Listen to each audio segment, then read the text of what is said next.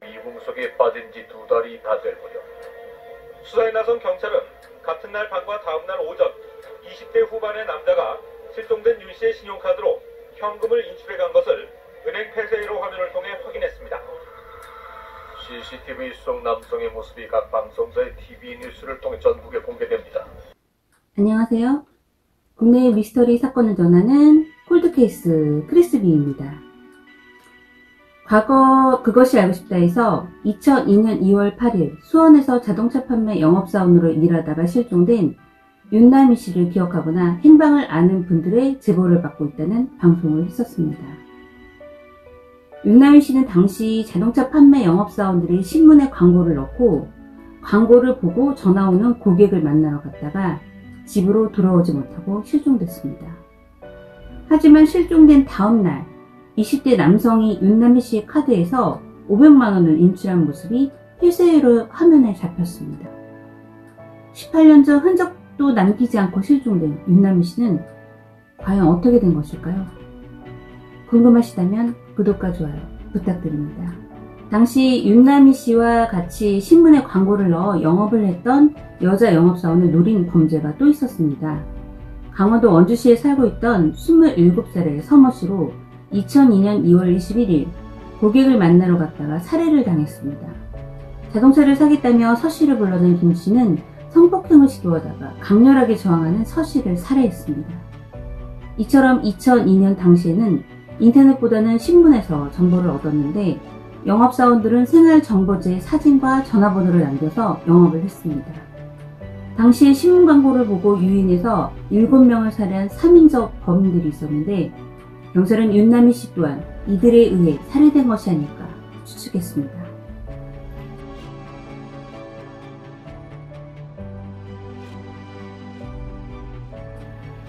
그것이 알고 싶다에서 18년 전 사라진 윤남희 씨 사건을 재조명했습니다. 2002년 3월 안산의 한 초등학교 앞에서 승용차 한 대가 발견됐습니다. 세워둔 지 오래된 뒷바퀴에는 바람마저 빠져 있었고 차 안에는 누군가의 소지품과 명절 선물 세트가 놓여 있었습니다.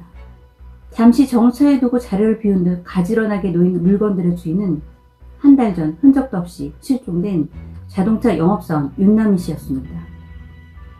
설 연휴를 앞두고 2002년 2월 8일 금요일 윤남희 씨는 오전부터 둘째 언니를 만나 함께 시장을 보고 어린이집에 맡겨놓았던 아들을 잠시 데리고 나와 단골 미용실에서 이발도 시켰습니다. 실종된 그녀의 차가 발견됐을 때 명절 선물 세트가 실려있던 것이 몹시 수상했습니다. 윤남희 씨의 언니 말에 의하면 그날 윤 씨의 휴대폰으로 2통의 전화가 걸려왔다고 합니다.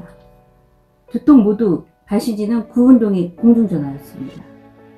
전화를 받은 윤 씨는 오후 4시 50분 고객을 만나기 위해 나선 뒤 18년 동안 집으로 돌아오지 않고 있습니다. 과연 그날 윤 씨에게는 무슨 일이 있었던 것일까요? 5년 만에 힘들게 얻었던 아들, 당시 겨우 22개월밖에 되지 않았던 어린아들을 두고 그가 사라져야 했던 이유는 과연 무엇이었을까요? 윤 씨의 언니 윤남희 씨는 함께 다니면서 통장의 비밀번호를 알고 있기 때문에 윤남희 씨 계좌에서 실종된 그날 밤부터 다음날 오전까지 누군가 윤 씨의 지갑 속 신용카드를 사용된 것을 알게 되었다고 합니다. 윤 씨의 언니는 이 사실을 알자 경찰서로 달려갔고 여러 차례에 걸쳐 신용카드에서 현금을 인출한 흔적을 발견한 경찰은 곧바로 CCTV를 확보했습니다. 입수한 CCTV 화면 속 촬영된 영상에는 놀랍게도 윤 씨가 아닌 처음 보는 낯선 남성의 얼굴이 찍혀 있었습니다.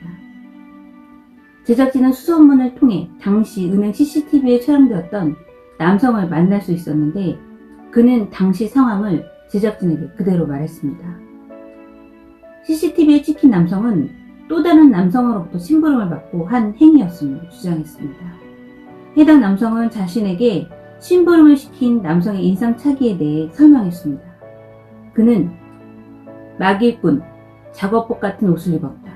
지금도 기억하는 건 키가 작고 왜소하고 나이가 좀 있어 보이는 노숙자 스타일. 이라고 말했습니다. 한 달여 지난 후 발견된 윤남희 씨의 차에는 소지품과 명절 선물, 고객과 판매 차량에 대한 정보가 담긴 윤 씨의 업무 수첩도 발견됐습니다. 수첩의 맨 마지막 페이지에는 실종 당일 윤 씨에게 걸려왔던 2통의 전화 발신지인 공중전화의 위치와 홍기찬이라는 이름이 함께 적혀 있었습니다. 혹시 홍기찬이라는 사람이 윤남희 씨가 실종 당일 만났던 마지막 고객일까요? 그렇다면 그가 바로 윤 씨를 살해한 범인인지 몰라서 행방을 추적했습니다.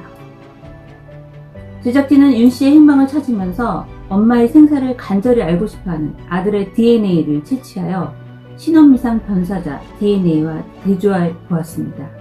그리고 이 과정에서 국내 실종자 DNA 데이터베이스를 관리하는 시스템이 없다는 것을 알게 되었습니다. 2002년 2월 8일 윤남희 씨에게 무슨 일이 있었던 것인지, 사건 당일 그녀의 행적을 추적하던 중에 가출인 실종자 찾기 운동본부 서영근 대표가 자신이 찾고 있었던 사람과 똑같은 사람을 찾는다는 방송을 보고 연락을 했다고 하면서 자신이 조사했던 파일을 보여줬습니다. 서영근 대표는 당시 실종되고 살해된 여성들이 많았다. 윤남희 씨도 내가 여러 지역을 돌아다니며 오랫동안 찾아다녔던 사건이다. 라고 말했습니다.